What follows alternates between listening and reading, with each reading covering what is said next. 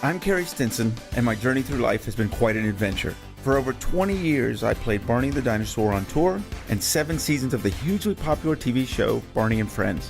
Now my journey is to bring together friends and guests from all over the entertainment world for amusing behind-the-scenes conversation. I'm Carey Stinson, and this is Purple Roads.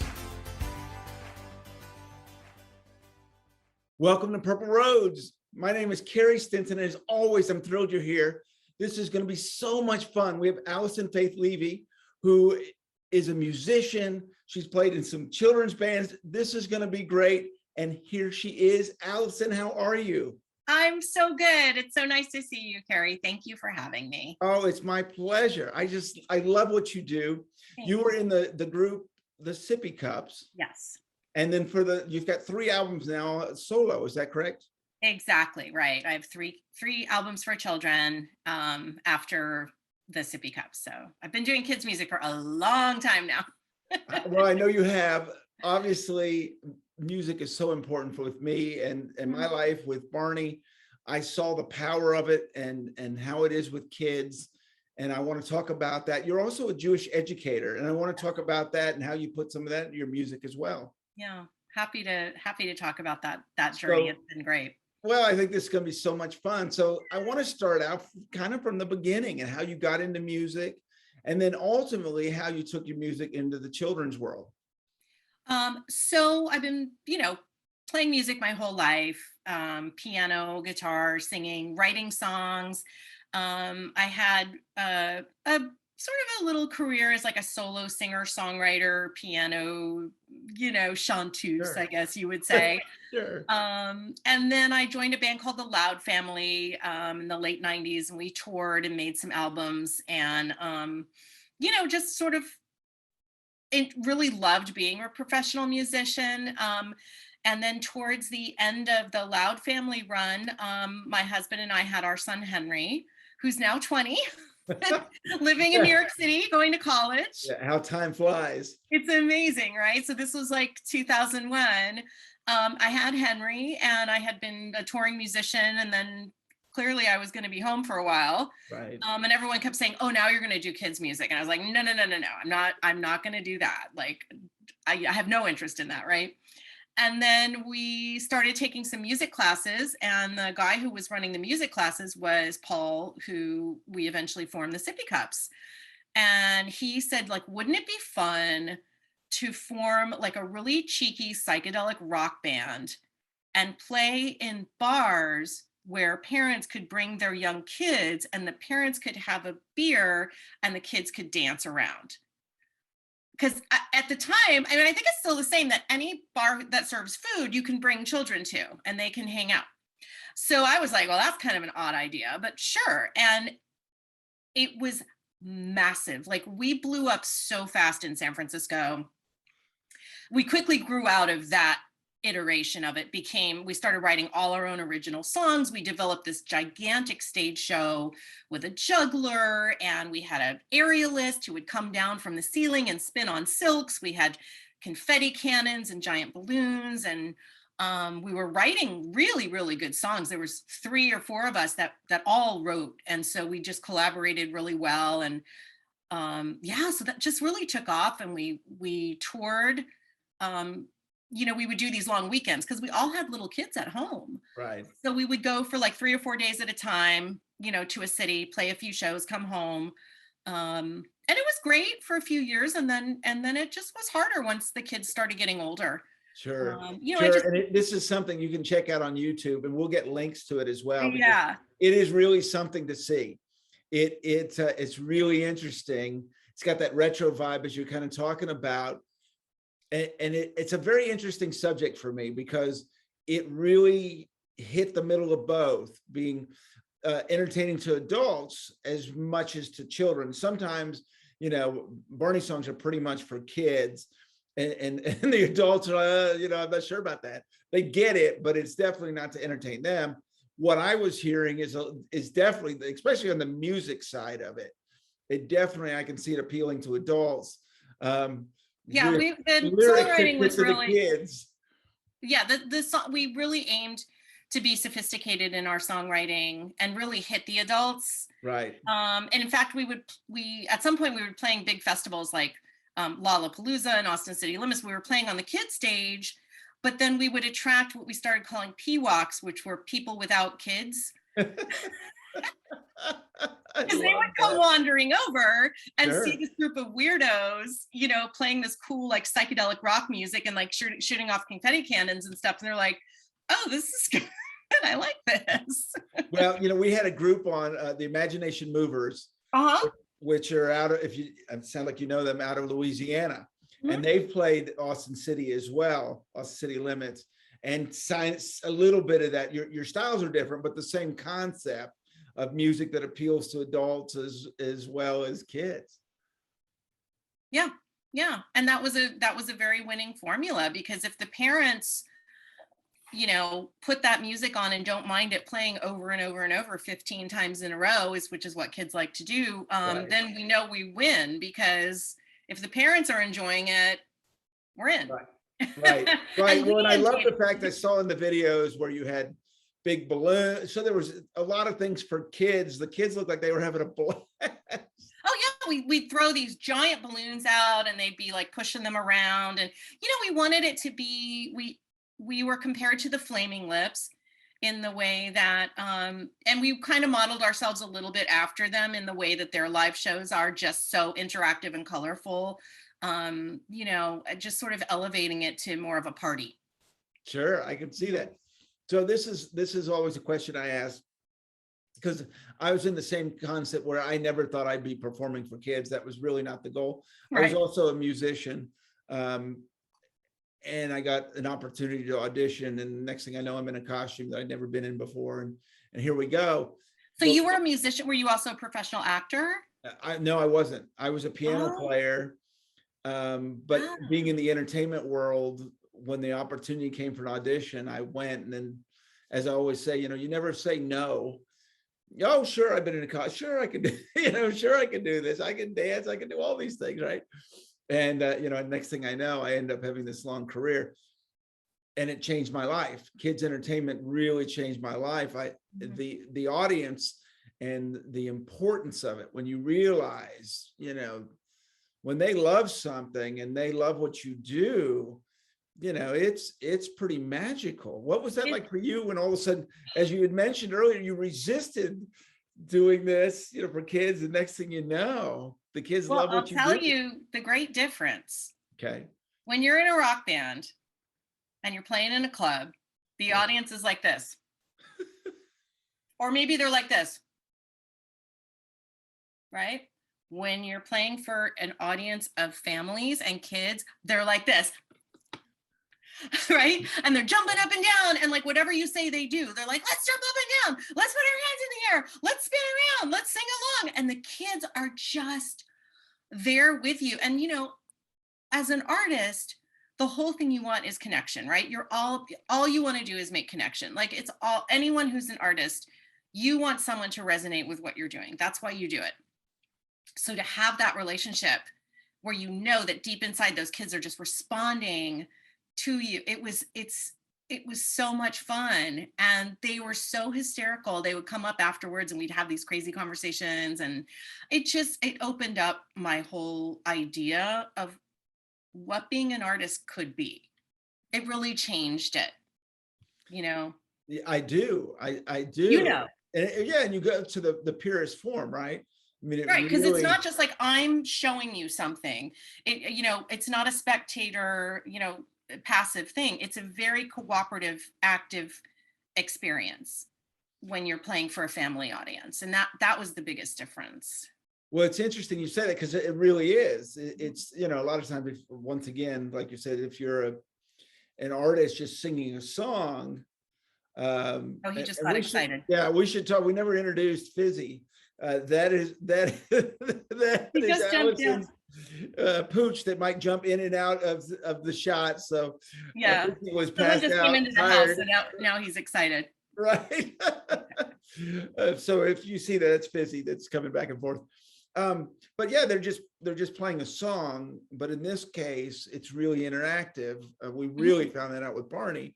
Yeah. that, when you're doing, let's say, the airplane song, it's those movements where, in that case, we're just having fun together. And it's the coolest thing. It's the coolest thing. And yeah, the other thing that, and that I still carry today was that, I know that when I was a kid, I liked music that was a little bit sophisticated and maybe beyond what I really understood.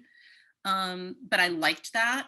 And so in the Sippy Cups, and even now, we realize that you don't have to, I wouldn't say dumb down, but like, you don't have to completely simplify your ideas for children. They'll pick it up and they'll get it. And it was fun pushing that boundary of sophistication, and seeing them respond in their own way to certain things that we did. Well, and it's interesting too, obviously, because we're saying kids, and that kind of labels it, but obviously there's different audiences. For us, we were hitting the little ones. We were really, that's who we were entertaining, and so it was very simple in a lot of those ways. But as you're saying, there's an older audience too. When you start getting to 5 and then 8 and then 10 and that. But once they're 10, they don't want nothing to do with kids' music. They're like, right. Right. And like, they're done. Yeah, we have seen that as well. There's a TV show called Wishbone. I don't know a lot of people that know Wishbone. It was a dog that relived stories through fantasy, and he went to a little older audience. And you were really on that fine line there, as you mentioned. You start getting to 10 and 12, and yeah, they're ready to go. Did you all start with the Sippy Cups? Were you doing the movements and all of that from the beginning, or did you just start out with the music and add that part, making it interactive? Well, the juggler was always a part of it. Okay. But it was a little more like performative. Sure. And then as we got going, it became more interactive. We would bring someone up from the audience. I don't know if you saw any of the stuff where we'd bring a mom up and she'd have to hold the spinning plates and all this kind of stuff. Right. And then we really started creating like characters and had costumes. And like I say, the aerialist, who also played a lot of characters in the show, that sort of developed over time as the shows got bigger and the stages got bigger and we had more opportunity to expand the show. So we could use different lighting and we could have gobos behind us that had images. And, the more we could get away with, we would keep pushing it. And by the time we were really big, we were traveling with I wish I had a photograph of what it looked like when we were getting ready to get on an airplane. It was just giant suitcases full of props and costumes and all our instruments. And, it was a big production, but it was fun. Well, and I understand that. My early days with Barney, the first time I was doing performances, it was a 30-minute, what they call a sing-along. Mm-hmm. And that's basically it. No backdrop. It's just Barney out there, interacting with the kids. And then by the time we're doing tour, it's buses and crew. And, I was gone 9 months out of the year for 5 years. Oh, wow. Just, every night, it's like a Broadway show, doing 7 shows a week. Well, it's interesting you say that, because I think that if our booking agent was able to, he would have had us doing that, but we were not able to because we all had kids at home.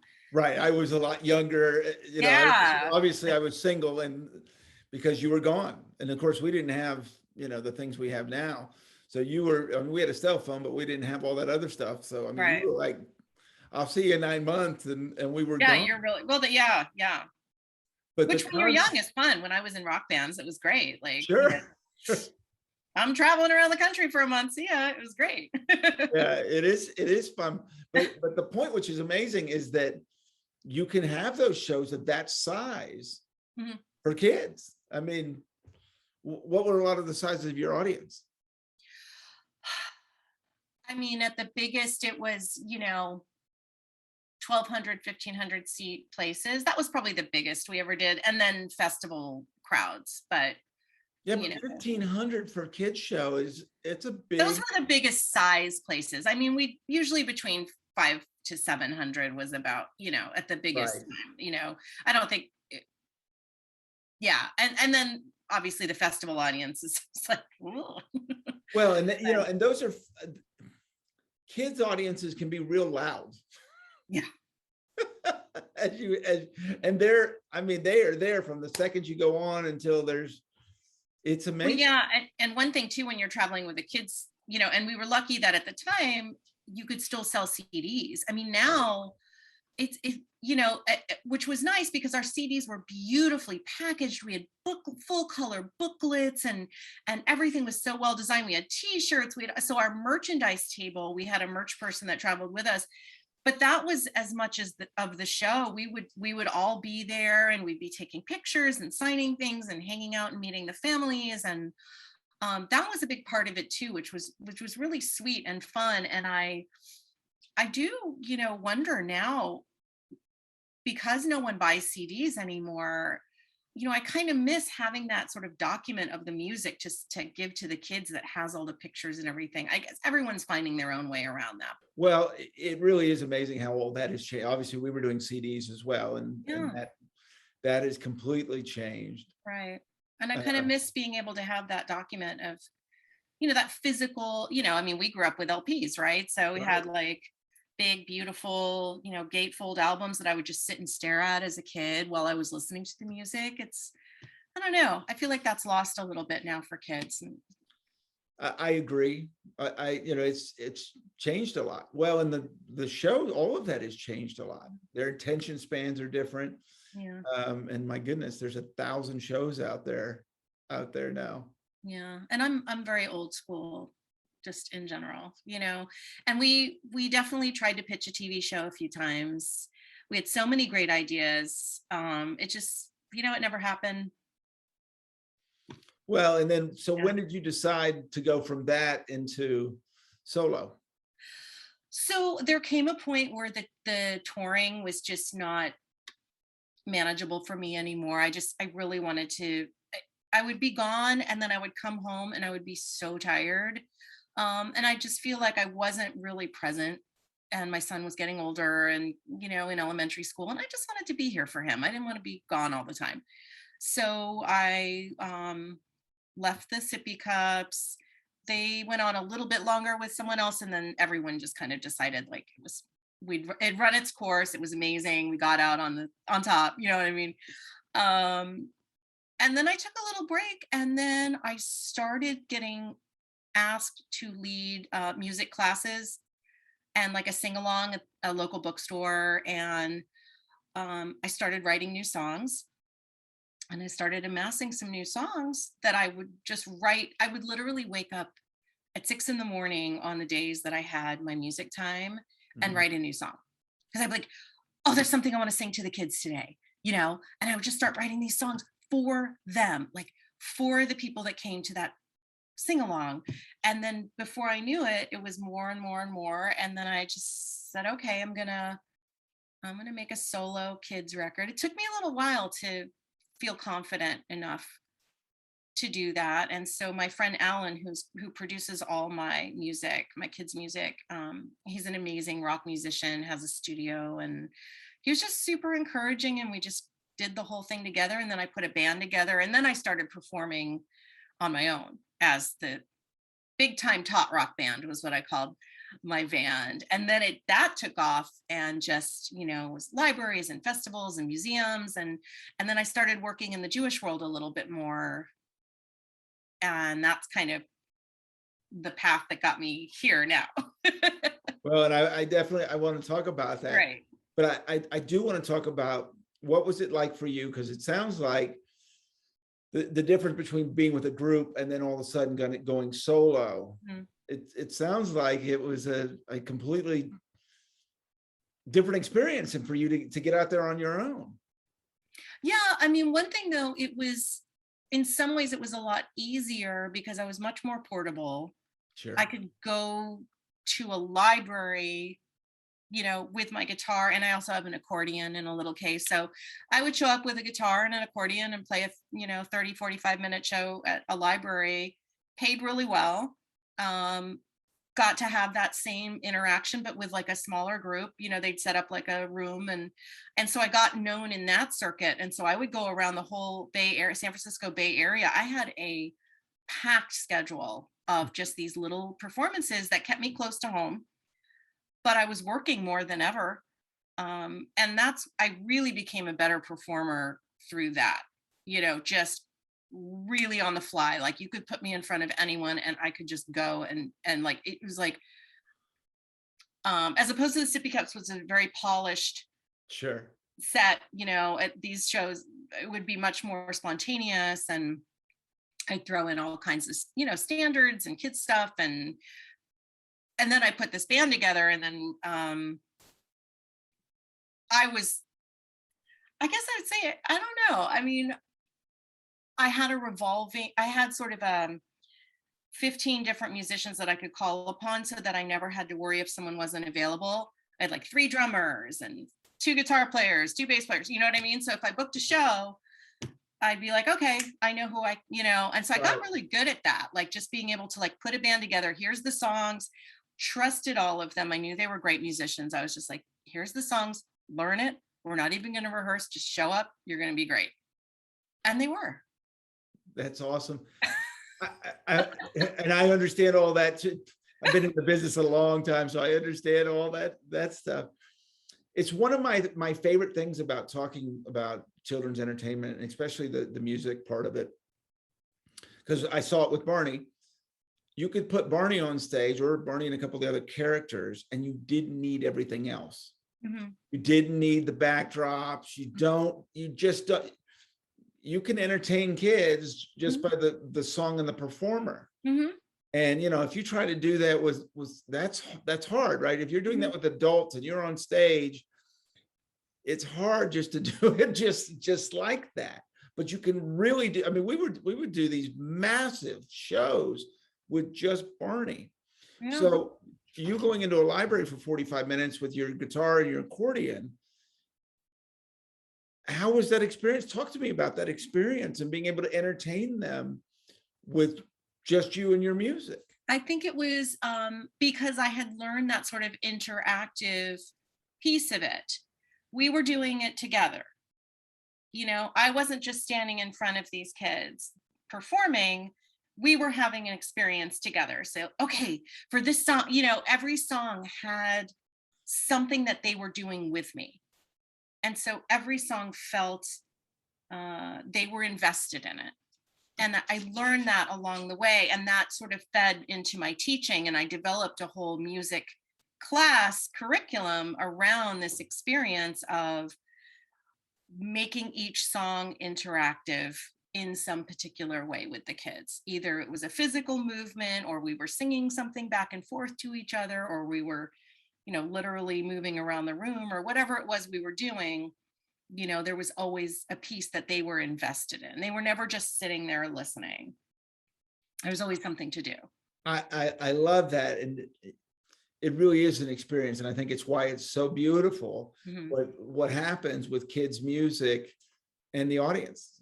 I would create, I would, use scarves or whatever and just say, okay, but it wasn't just like, here's a scarf, dance around with it. It was like, okay, we're going under the ocean, so we're going to throw these in the air. We're going to go under the water. And then I would sing Yellow Submarine or something, and then we would be swimming in the ocean, just things like that, just like playing with their imagination, we would go different places, or we'd be going to the jungle, or, going up into outer space. It was just something always around the songs to make it feel elevated. It's so beautiful because we've talked about this, that we're all born with this imagination, but when we get older, it's like we have to put it away, and we can't let anyone know, and we can't do all those things. But when we're kids, it can be that simple. I love that with the scarf and underneath the ocean. Is we can still do it, but we've just kind of put all that away. Oh, that's silly, or that's this and this and that. But what a beautiful to be there. And I love that term, experience. And I always had a bit of it's funny because while I was doing it, I did have one parent approach me and said, have you ever done this show or this performance with adults? And I said, no, but I would love to. And she's like, oh, I think it'd be really cool for you to do like a corporate retreat. So all the adults have to do these and I always thought that would be really cool. It never happened, but I always thought how fun that would be to get a group of adults to have to do those things with me, and to see what would happen if I said, okay, we're going under the ocean. Okay, we're going to jump up and down. Like, what would they do? I don't know. Well, I think it's a great idea. And I don't know, I presume you've heard of the Wiggles. Mhm. So they have been doing pub tours where they go to an adult audience and sing those Wiggles songs. And they've been doing that around Australia. And I think they're getting ready to do another one, and it actually works. It allows these adults to enjoy the things they love, that it's okay. We understand you're an adult, but you can still love that. I think it would be great to do that kind of show you're talking about for adults. Yeah. And bring that imagination back, because we all have it.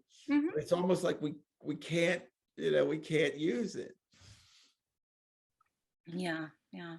So talk to me about the music that you're doing, the songs that you're doing now on these albums. And I know you have a brand new album. Yes, I have a new album called You Are Magic. And each solo album that I've done it sort of really marks a moment in time of what I was doing at that time with family music. So the first one, like I say, was really inspired directly by the songs I was writing for the music time I was doing.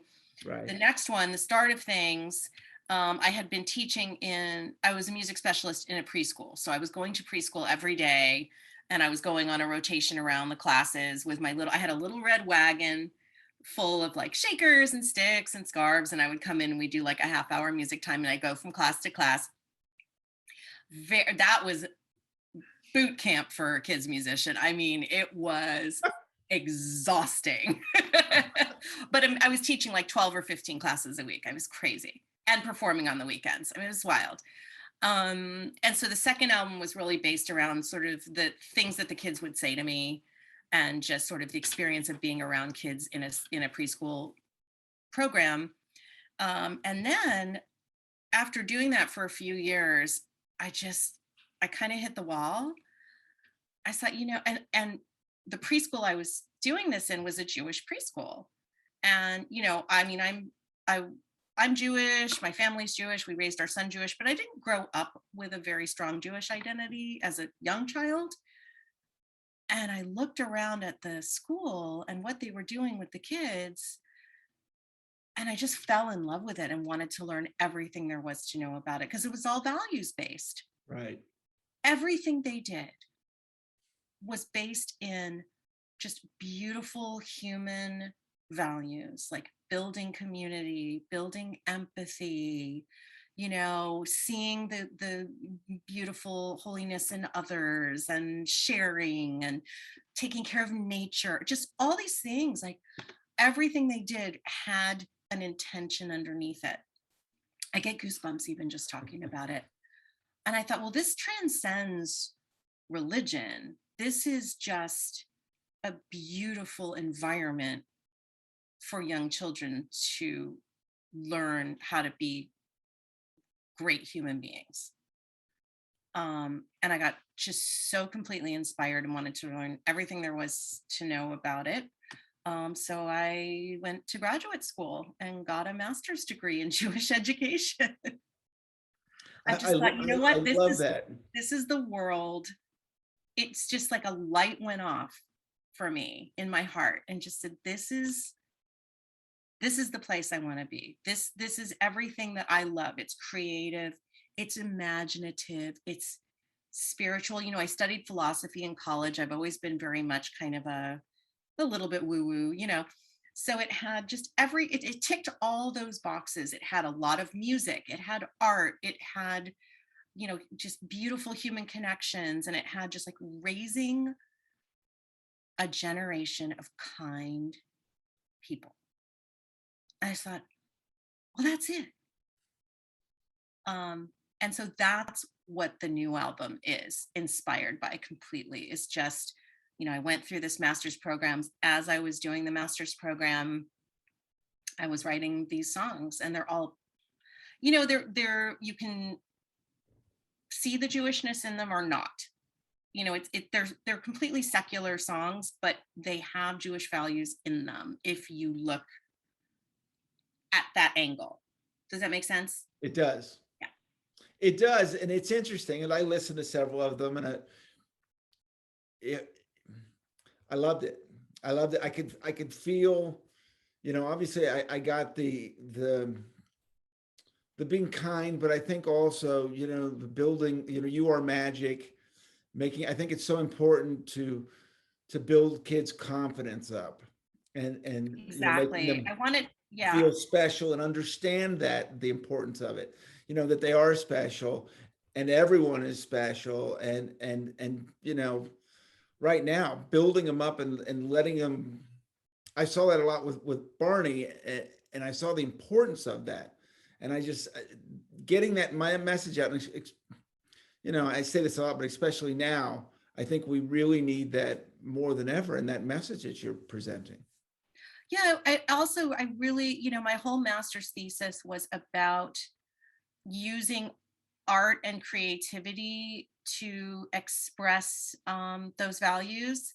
And a lot of the album is encouraging kids to honor their unique creativity. There's a song called Draw about just expressing, a lot of it is just about expressing yourself, and how our own creative art, our sort of natural inclination to create is a reflection of the sort of divine energy. It's like everything is always like being creative, it's moving forward, it's we are compelled to, as humans, to move forward. And so the creativity is just one aspect of that, but kids, I want them to feel that that's really important, to express their creativity in whatever way they want to express it, and sometimes it can get tamped down or pushed to the side. And, for me, and especially as a parent, my son was, we were, from day one, we saw how just all over the place he was with a million different ideas. He was into this for 2 weeks, then into this for 2 weeks, and making music and drawing comics and wanting to learn about volcanoes, whatever it was, and we were like all in all the time, and I just wanted kids to know, like, if you're into something, go for it and learn everything you want to know about it, because that's something that's driving you.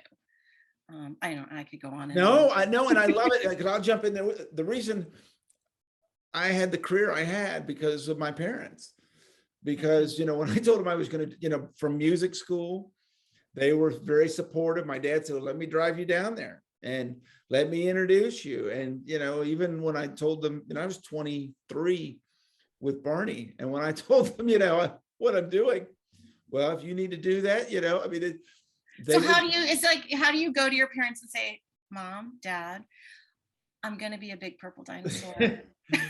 Well, initially, I actually did birthday parties for Barney back in the early days, but they were licensed through the company. Right. And so my parents thought, well, okay. I mean, I don't think they totally understood what I was doing, but they were like, oh, it sounds like fun and he's enjoying himself. And then when it got to the TV show and they asked me to audition and do the promotions for them, my parents, it's funny because my parents were like, you're a grown adult. You need to do what you need to do, just understand the responsibility. I don't know if that's the way you want to have a career, but you make those decisions. You're an adult and do what you think you should do. And then obviously when it became a huge success, my dad came to me and said, well, wow, you were right, which felt the world to me. It's very validating. Right, it is. It absolutely is. But I don't know that I would have. I'm a kind of guy that goes out and does those things, but the support of my parents really meant everything. My mom was a dancer. My dad was a musician. So they always supported our creativity. I have brothers and sisters. They always did that. And I think what's so important is that even if you don't become a rock star, or you don't become, just being creative and getting out there is just so important for your life. Wherever you go. That's the other thing too, is I think we are told that to be an artist, there's a commodification aspect to it, and that's not necessary. And what was nice for me when I started, getting into Jewish education, I was like, I don't have to just do music. I can do visual art, I can do crafts, I can just like, I can do anything. And it doesn't have to be like, here's this thing I'm doing and let's see if I can make money at it. It's like, no, no, no. Let's just be creative for the sake of self-expression, fun, learning, connection. Absolutely. When I was in college, I've always wanted to be a singer. I'm not a singer, but I've always wanted to be a singer. And so I took a class and sang in front of all these people. Horrible, but I did it. And my teacher said, you know, she gave me an A for the class, and she said, just your passion alone and the fact that you wanted to do this so much, you know, I applaud you for it. But then I knew, right? I did it. And I realized that just wasn't my path, but I took the chance. And yeah, it was, some of it was bad, but I did it. And I'm always so proud that I did it. It really It was pumped a me up safe for doing space. that. Absolutely. A safe space for you to try that. I bet you're really great at karaoke. Yeah, well, in my head I am, and I enjoy it, and I have no problem getting in front of people and doing it and being happy. And I've done it and being happy for what it is. And those are the messages I think is so important to teach kids, because it seems like there's this disconnect. We all have it when we're kids, and then we become adults, and all of a sudden, you know, we get embarrassed or whatever, and we put that away.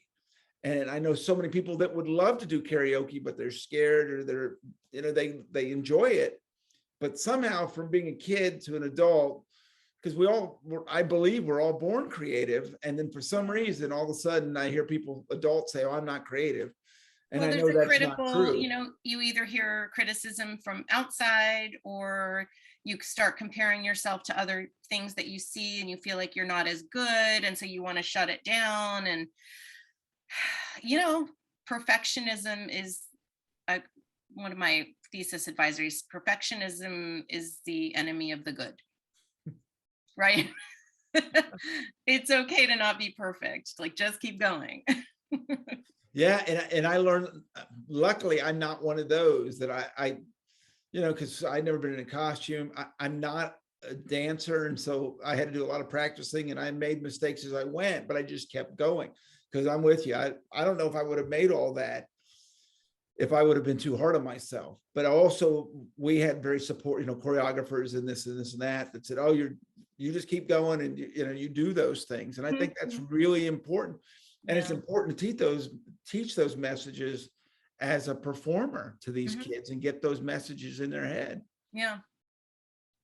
I want to talk about, we're kind of alluding to it, the Jewish education and putting it into your music, because I think it's really important.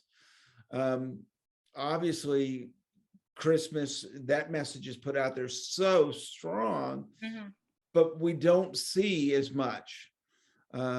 And so you putting this message out there and putting it in your music, I think is so important. I'd love for you to talk about it some more. Do I need to make a Hanukkah record? Is that what you're saying? Well, I have a Hanukkah single.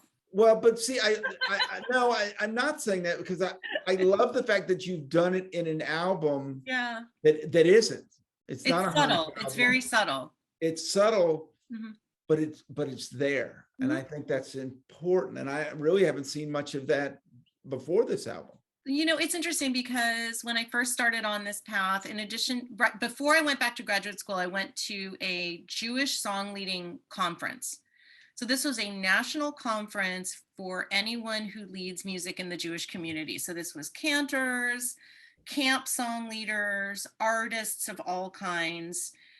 I didn't really know what to expect. I sort of went out of curiosity just to see, what do these people do? Because up until then, I'd been a secular musician, but working a little bit in the Jewish community. And every time a lesser known Jewish holiday would come up, I'd have to do research and be like, oh, what do you do for this holiday? You know, oh, there's this song. And like, I didn't even know that existed. And oh, it's about this, you know, like I was just like on my own little path. I went to this conference, and the power and the talent and the intention, I gave myself goosebumps again, of these people, artists and spiritual spiritual leaders, I guess you would call them, but they were so grounded and down to earth. I mean, you can call them that, but they're just, cool people.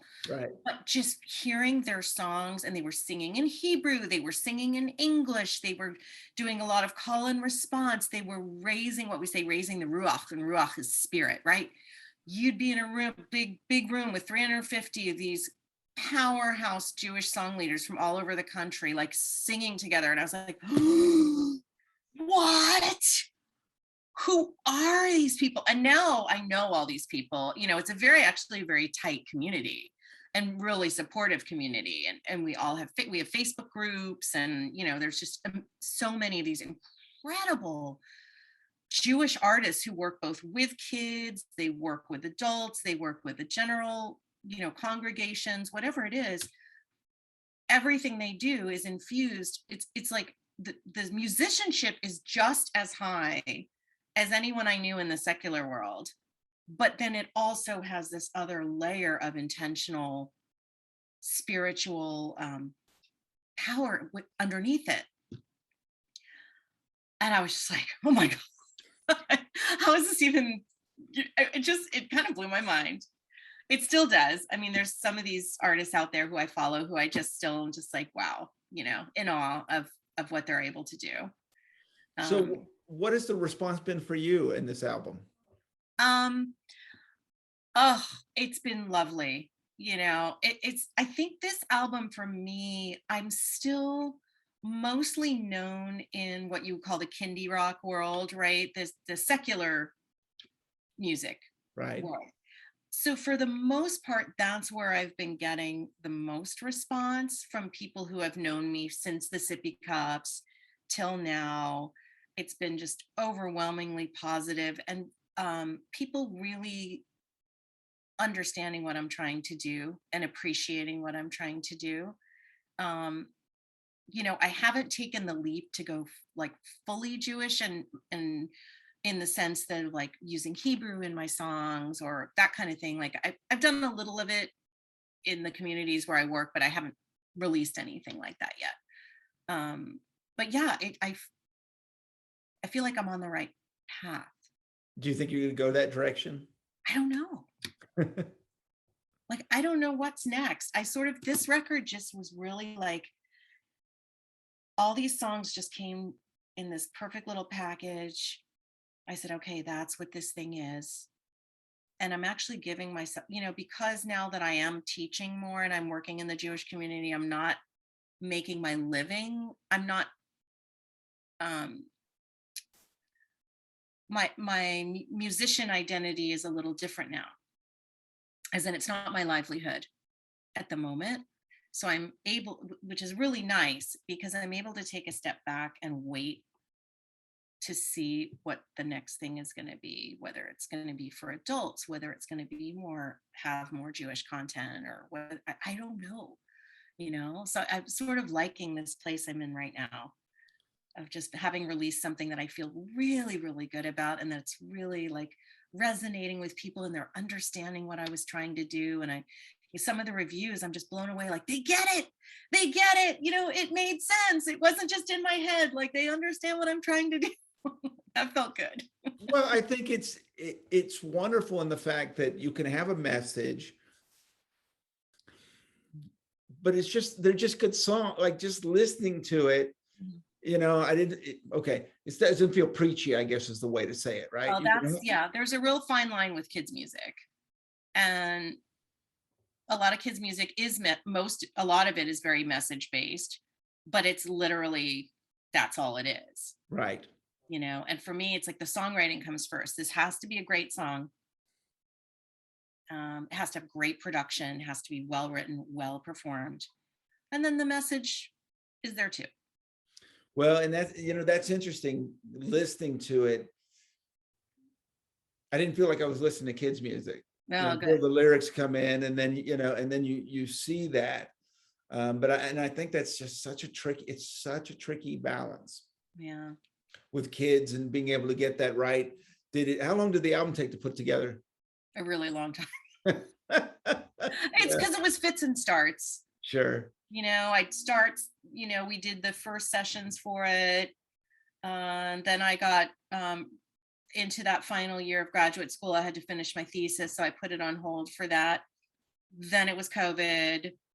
It took a while for us to, get it, like the songs were done, but it was just getting it all kind of recorded and mixed. And, it took a while. It took a few years, but that was just because I had to take breaks in between.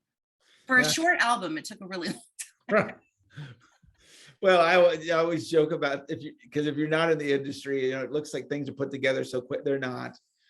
And I'm not a home recording person. So, it's so funny because my son is an amazing musician. He's a home recording whiz. He's been doing it since he was like 8 years old. I mean, he had a crazy setup in his room, but I don't work that way at all. I'm very old school, and I need to go into a studio with an engineer who will help me flesh out the ideas. Right. So things take longer for me.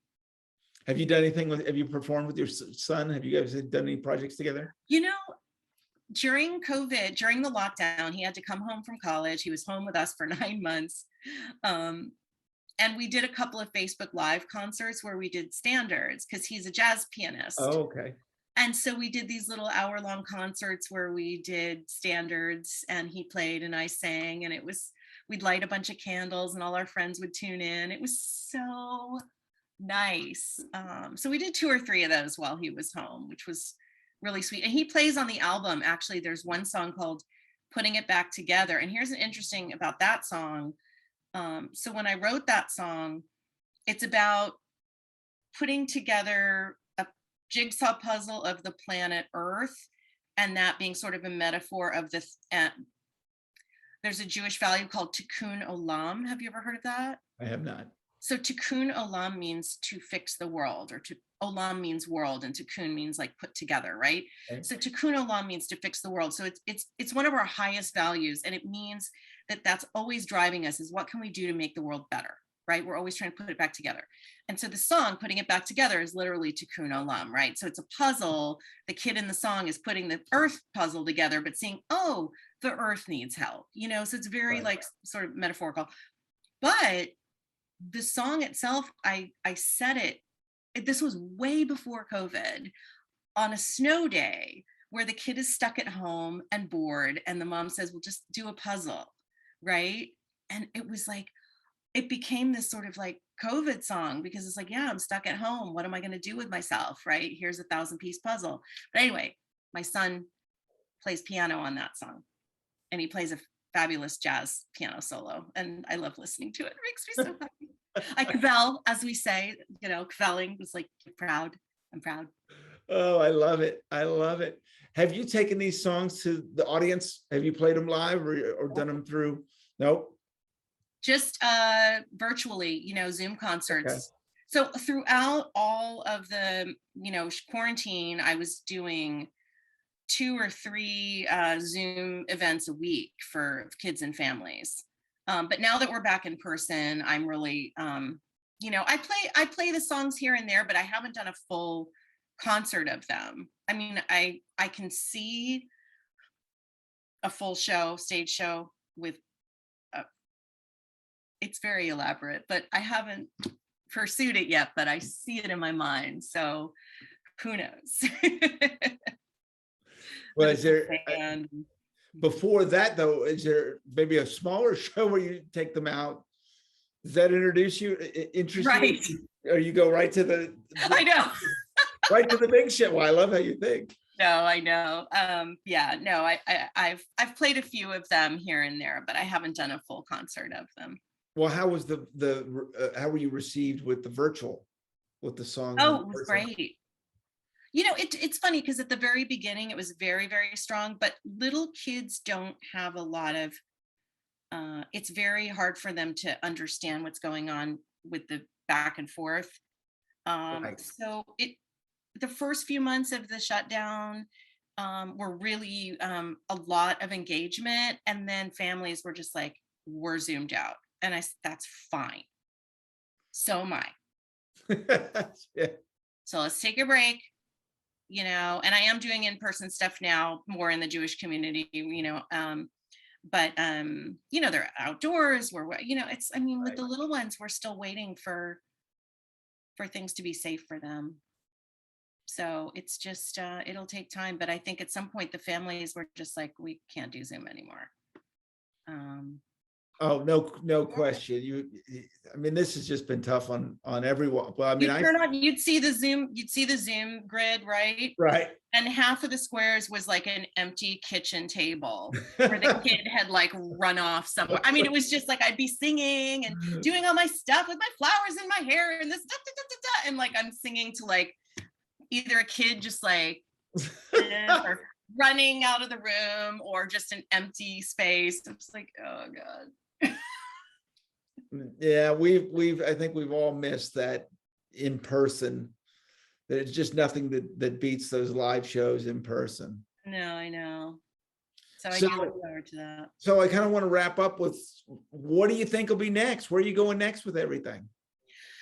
Well, I'm really enjoying the work I'm doing with the Jewish community now in education. I've started running a school program, and incorporating a lot of the things I learned in graduate school and the things that infuse this album. I'm literally there with the kids doing this every day, and I'm training teen teachers and regular teachers, and I'm like bringing this to a big community of families. So right now I'm really, really enjoying that, just walking the walk, I guess you would say, as an educator, taking everything I've learned over the last 6 or 7 years and putting it into practice. It's beautiful and fun. I love it. I think it's just wonderful. Where can people find the album? So you can find You Are Magic everywhere digital music is streamed and sold. You can listen to it on Spotify, Apple Music. If you want an actual physical CD, I have some. The cover is gorgeous, and it's only one place you can get the physical CD, and that is Bandcamp. So you can go to my Bandcamp page, and I am selling both streaming albums and physical CDs. So if someone likes to have a real CD for their collection, you can do that. But you can get it everywhere: Amazon, Walmart, whatever. It's everywhere. You can all find it through your website? Yes. Okay. AlisonFaithLevy.com has links to everywhere you can listen to it and buy it. Well, we will put links out everywhere so people can hear this amazing album. Thank you so much. It is just, it's been a pleasure. It's been a pleasure. I love what you're doing. Aww. And I think it's really important. It's really important what you're doing, and being able to get to, I just learned the importance of kids entertainment and not only entertainment, but the education aspect of it, and how you can influence young people. And it just carries on. So I just think it's beautiful what you're doing. I'm so thankful for you being on. Thank you so much for having. It was really interesting to talk to you and learn a bit about your journey too. What an interesting career you've had. Well, you have too, and it's the point of doing this show. It's funny where we end up in life and where we go. And I love how you followed your passion. Well, and that's it. Keep growing. It's all about just continue to keep growing and look at where the path is opening for you, and trust it. It will take you somewhere interesting. Well, we'll put it all out there, and we will keep people updated on what you've got going on. Thank you so much. Thanks for being on. Thanks for having me. Well, and thank you for watching Purple Roads. Remember to keep your eyes, ears, and heart open, and you'll find your purple road. We'll see you next week.